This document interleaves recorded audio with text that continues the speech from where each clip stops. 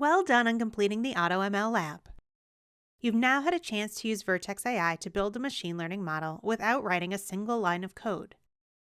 Let's take a few moments to review the result of the lab, starting with the confusion matrix. But before that begins, please pause to consider the matrix results for yourself.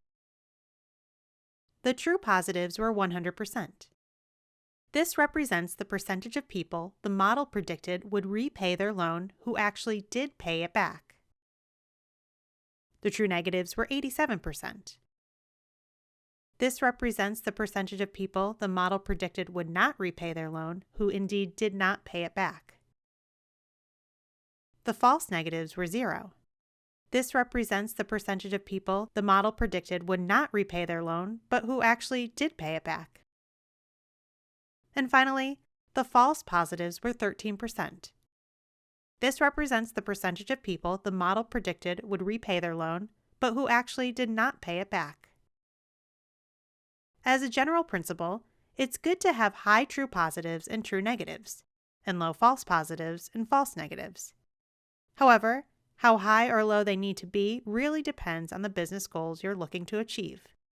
There are different ways to improve the performance of a model, which might include using a more accurate data source, using a larger data set, choosing a different type of ML model, or tuning the hyperparameters. Let's also review the precision recall curve from the AutoML lab. The confidence threshold determines how a machine learning model counts the positive cases. A higher threshold increases the precision, but decreases recall.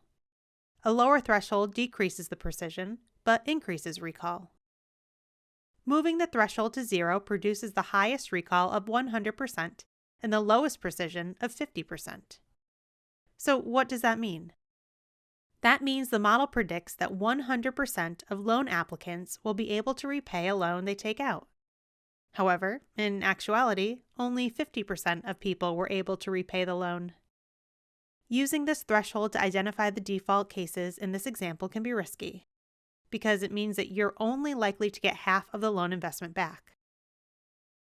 Now let's move to the other extreme by moving the threshold to 1. This would produce the highest precision of 100% with the lowest recall of 1%. So what does that mean?